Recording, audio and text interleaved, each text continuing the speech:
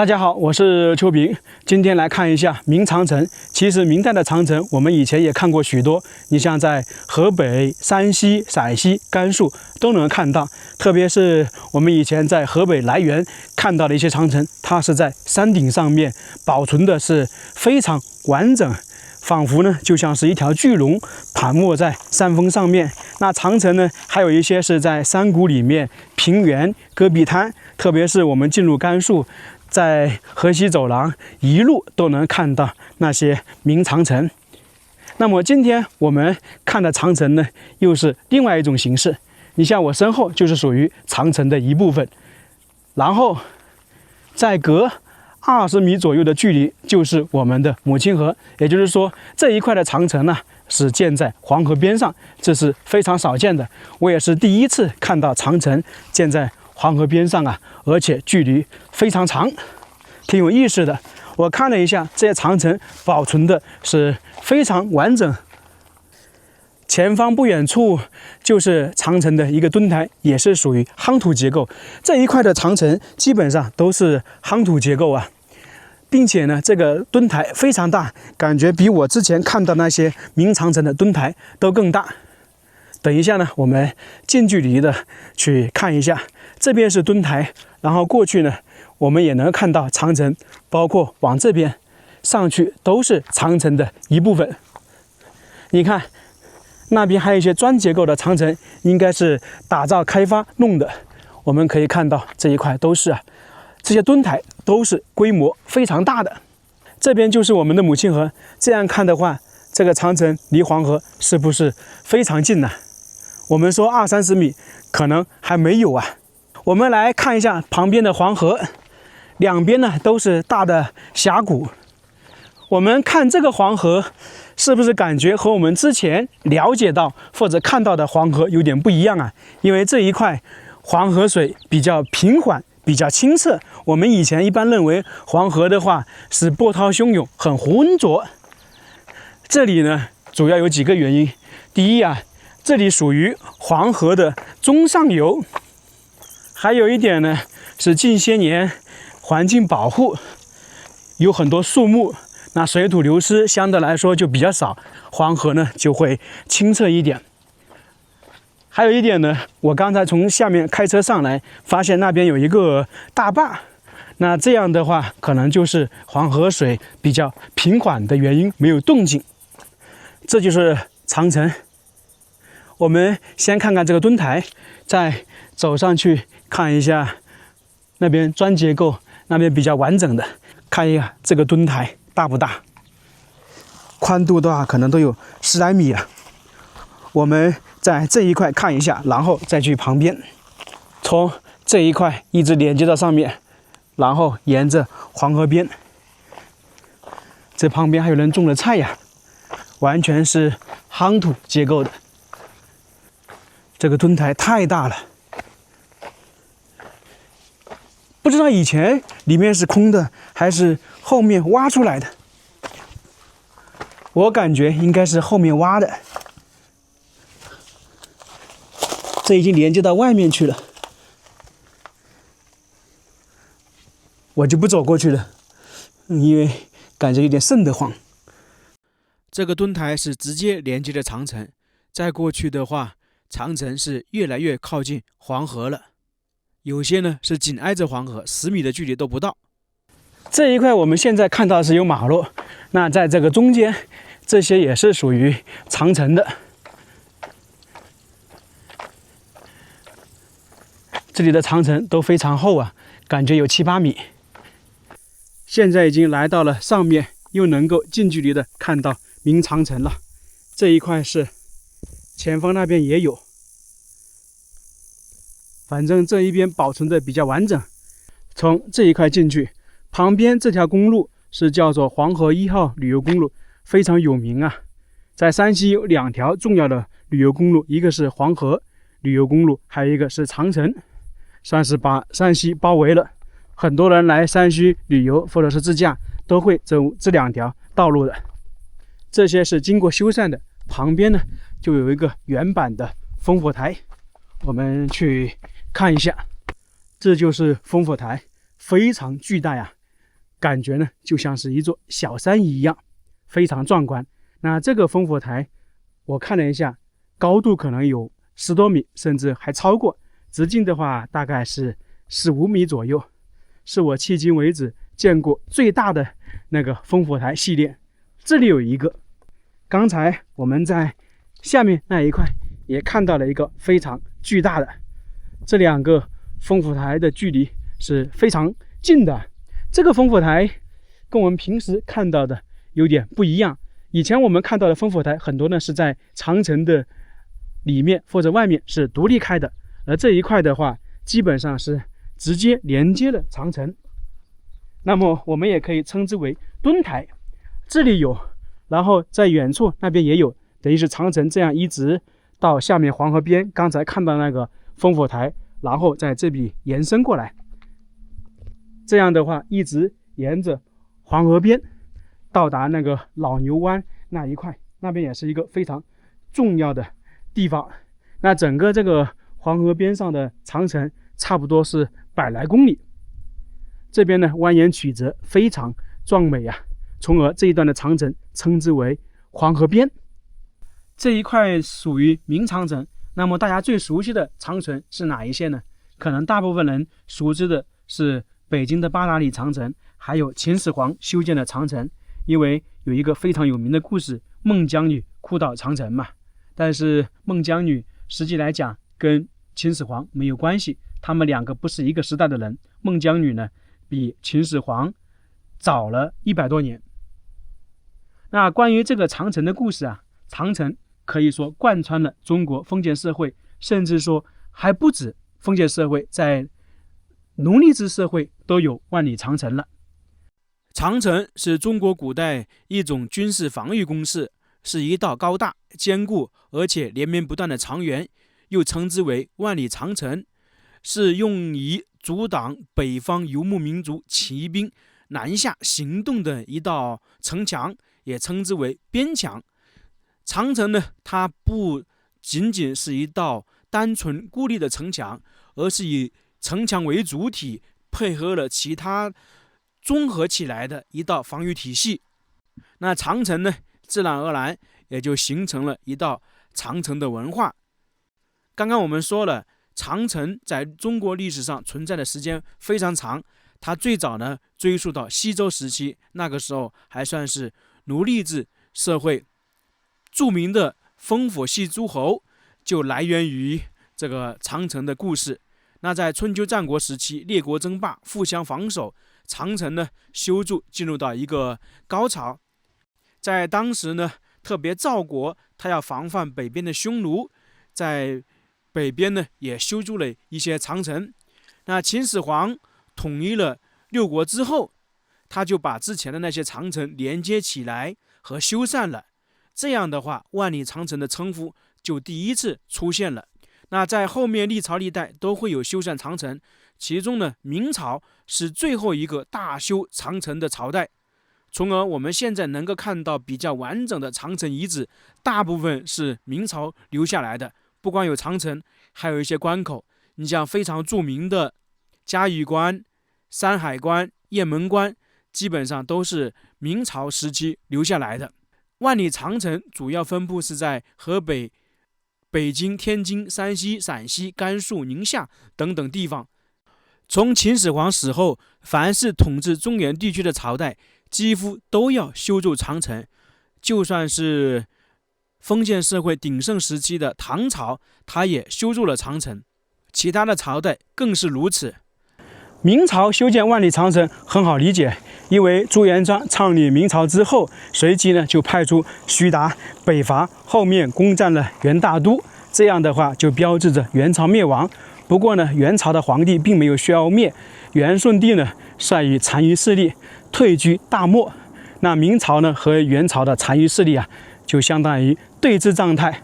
由于明朝刚刚建立，又经过这么多年的战乱，国库呢也没有那么多钱粮，也没有实力一下子就把元朝的残余势力消灭。那这样的话，双方等于属于对峙状态。当时元朝呢主要是以骑兵为主，那朱元璋那个时候呢，为了防止元朝的骑兵南下，就开始修建了一些长城。不过呢，当时明朝的总体实力是高于元朝的残余势力，那长城呢只是修了一部分，并没有全线的修。你像比较有名的嘉峪关，大概就是那个时候修建的。后面明朝随着经济恢复，国力越来越强大，军力也越来越强，于是呢就对元朝的残余势力进行猛烈的攻击，特别是蓝玉啊，算是把元朝的残余势力打崩了。那在这一段时间，肯定不会大规模的修建长城。后面元朝的残余势力就分裂成瓦剌、鞑靼。那到了朱棣时期，他对瓦剌、鞑靼也是采取攻势的。他自己呢还武征蒙古、武征漠北。那这段时间也不会修建长城。那到了朱棣的孙子朱瞻基、明宣宗的时候，明朝的实力应该是到达最强的时候，他自己呢也算是把那个瓦剌、鞑靼那些打趴下了。那在这几位皇帝时期，明朝是不会大规模的修建长城，只是说会在一些特别重要的关口修建一下，比方说那个嘉峪关，还有大同那一带。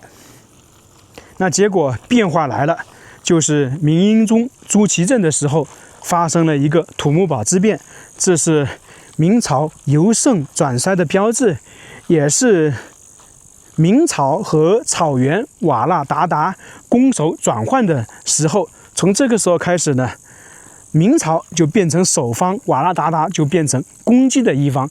由于瓦剌、鞑靼他们属于骑兵为主，那这个时候明朝就开始大规模修建长城。我们看到的很多长城基本上都是在那一个时候开始修建的。你像我们这一个黄河边上的长城呢，在明宣宗朱祁镇的时候，大概只有几个烽燧，就是烽火台，还没有完整的长城，而是到了正统年间开始修的多一点。到了朱祁镇的儿子明宪宗成化的时候，这一块啊才开始修建长城，也就是我们俗称的边墙，第一次形成了黄河边上的长城防御体系。到了明朝嘉靖的时候，已经算是明朝的中后期，当时的陕西巡抚呢又重新复建这一块的长城。当时充分考虑了河流的走向、山势的起伏以及军事防御的需要，确定了边墙的位置，就是长城的位置、长度和高度。也就是说，这一块的长城呢，我们看到比较完整的就是明朝嘉靖那个时候修建的。也就是说，这一块的长城整体修建了大概是130多年的历史，就是完整的修啊。如果说你从那个开始修建烽燧，那基本上有200多年了，贯穿了差不多大明王朝了。我们看到这里，感觉就是一段长城，实际来讲，在黄河边上的长城差不多有100公里，这一段呢算是最漂亮的，这是一点。还有呢，这一块的长城可以说是包括了我们所认知长城里面所有的要素。一般我们说长城有夯土建造的、砖结构的，还有石头建造的，那这里全部都包括了。同时呢，这里呢还有墩台、马面、烽火台等等，就是全部的长城因素都在这里汇合了。最关键的是，在这一块呢，长城有2次从原上俯冲下去，亲吻黄河。介绍了这么多长城的历史，我们现在来看一下这一块的长城。这边呢是砖结构的，也是近些年修复的，原本不是这个样子的。可能很多人印象里面的长城呢，就是这样的砖结构。关于这个长城的材料啊，其实是有多种的。一种呢是我们现在看到的这种砖结构的，那还有石头的。那石头的这些长城基本上是在石山或者是山顶、黄土高原以及戈壁滩上面的，大部分属于夯土结构的。你像我们这一块大部分是夯土结构的，因为这里边的砖结构是近些年重新复建修复，可能为了大家参观而采用的砖结构。实际来讲，这一段我们看到的全是夯土。那还有一种呢是砖包墙。那说到这个，就有一些故事了。在明朝中早期建的长墙，基本上都是属于夯土结构，只有一些特别重要的关口或者是比较重要的地方才会用砖结构。那么为什么会有包墙形式呢？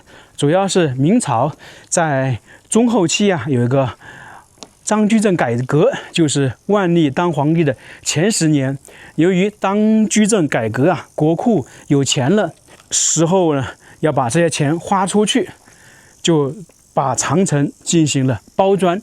我们在雁门关附近很多长城看到了就是砖包墙。这一块重新复建了一个砖包墙的形式，我猜想是不是以前这一块的长城也进行过包砖呢？等一下我们找一找。这边有点像是那种烽火台或者是瞭望台的形式，上去看一下，就比较高，能够看到远处，规模非常大呀。我感觉这个复建的应该是按原比例弄成的，因为整体这一块长城面积都比较大，特别是这个墩台，我们也可以称之为马面。那这样高的地方是叫做女儿墙。在这边呢，就能看到长城完整的样子。刚才我们看到那个烽火台，这样一直过去。反正这个圆形我们可以称之为墩台、马面或者烽火台，在这里可以多种称呼。这种形式的长城我也是第一次见，因为之前在河西走廊或者其他地方看到的明长城，基本上是一条直线过去，就算中间有一些东西，也不会出现像这里这么大的一个圆形墩台。关键这种圆形的，它直接是跟长城连接起来的，并且这一块非常多，极其少见呢。从而说这一段长城确实是比较有特色，很有看点。在这一个长城边上有一个小院子，那这个也是有作用的，我们称之为小古堡，是这一块值守长城士兵用来休息的，或者是存放一些物质的地方。那在不远处呢，还有一个大的古堡，供长城士兵以及他们家属生活居住的地方。整个长城沿线古堡是非常多。在明朝有个这样的规定比方说你作为父亲是在这长城这一块镇守值守，那么他的后代基本上也是在这一块，就是等于是世袭制一样，明朝都是这样的，它算是一个军父制。在这边就能看到完整的明长城，全是夯土结构，400-500年的时间，基本上也没有长什么东西，只是说这个上面经过风吹日晒吹了一些草的种子上来，那实际在这个边上是长不出东西的，因为这主要是根据建造长城的方式来的。上面可能有2米宽，下面就更宽了，高度可能有8米左右。这里可以称之为是野长城。这里是修了一个台阶，站在上面没感觉走下来发现这个长城真的是非常壮观它就是一道墙，一道边墙，把这里隔成2个世界。长城的里面是关内，长城的外面就是关外。我现在所在的位置应该算起来是关外。这边就相对来说低一点，整个这个长城呢也是根据山体的形式来建造的。为什么会在这里拐弯呢？主要是由于这一块有个缺口不适合，那这边平缓一点，就绕到这边来建造了。走到这里，我发现这一块的长城，它在万历时期应该是进行过包砖，在上面还有一些砖块，下面也有一些痕迹，只不过不知道什么时候拆掉了。因为我们一开始也说了，长城它在很长的一段距离上面是进行过包砖的。那关于这个长城的作用，我们一直都在说它是属于一个军事防御作用，是为了防止北方游牧民族南下，他们骑兵的侵袭。那么大家猜一猜，这个长城是不是阻挡大规模骑兵的？其实不是啊，长城主要的作用呢，并不是阻挡大规模的骑兵，而是阻挡游牧民族小规模的骑兵他们的侵袭侵扰。它这个长城的作用呢，是隔绝了游牧民族和农耕文明的一种方式。在这一块，我们就来打个比方，举个例子。你像，这是黄河，这边是关内，有很多农作物，还生活了一些人，他世世代代居住在这里。然后长城外面呢，是属于游牧民族的。我们现在看到是黄河，比方说这是平原，就平坦的，对面是山。那如果说没有这个长城，那今天呢，游牧民族可以从对面派10个人、100个人骑着马，或者是其他方式过来进行搞破坏，把你农作物毁了，把你人口掠夺过去。因为这里毕竟是属于老百姓嘛。那今天可以在这里，明天呢可能就在50公里、100公里进行破坏、进行掠夺。那这就是没有长城的后果。那现在有了长城，并且呢，这个长城沿线呢，有人驻守，有烽火台，有烽燧，有人值守。那只要是对面有骑兵过来，他就能够看到，就随时能够进行防御。那这些小股骑兵呢，基本上就很难越过这个长城。那这里面的农耕文明，就是这些老百姓啊，能够安心的进行生产，这就是长城可以说是真正的作用。也就是说，有了这个长城，基本上全县呐，能够进行很好的生产。有了生产，朝廷呢能够征税，收了税，财政就有钱了。再进一步的说，如果没有这个长城，那些小股骑兵呢，100-200个人或者300-400个人，不光是可以破坏这边的生产，掠夺这边的人口，甚至呢，它可以长驱直入300公里进行远距离的破坏。因为骑兵的机动性强，来无影去无踪嘛。那有了这个长城，就能够很好的阻挡这些小股骑兵的侵袭，因为它基本上没法越过长城。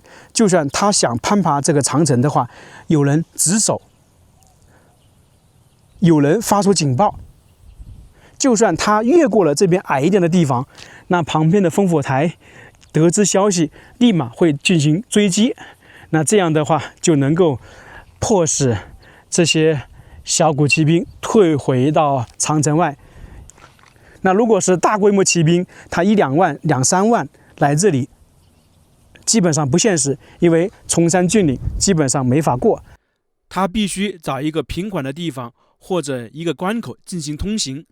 这也就是在很多崇山峻岭、一个山坳的地方，或者一个比较大的缺口的地方设置关城的原因。你像山海关、雁门关都是如此。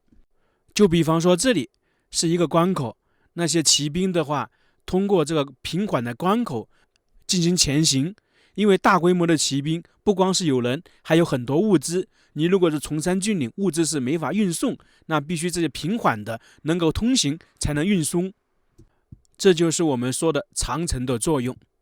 这一段黄河边长城还有比较有意思的地方，就是在这一块，刚才我们看到夯土的，还有包砖的，而这里前方还有石头构造的。关键呢，这里石头构造的刚好是挨着黄河，就是缺口这里，这感觉啊，像是有点是一个关口一样的。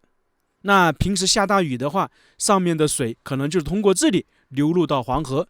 那这个旁边呢，是石头和夯土混合而成的一个边墙，并且这一块呢，相对来说比较窄小一点。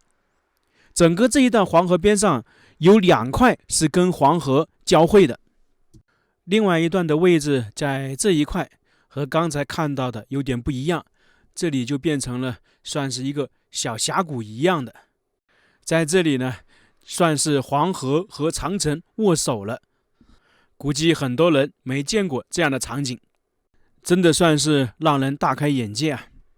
长城呢，是中国古代军事防御工事，也是中国古代军事要塞的教科书。它一切是为了打仗，一切为了活命。长城不光是一项伟大的工程，一项世界奇迹，它其实里面呢也隐藏了很多秘密。刚才我们说的是一些，我们也惊叹古人的智慧确实厉害啊！长城呢也是世界建筑奇迹，我们看懂了长城，才知道它是多么的伟大。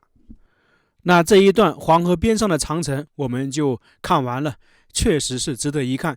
那这个视频就到这里了，非常感谢大家，我们下个视频再见。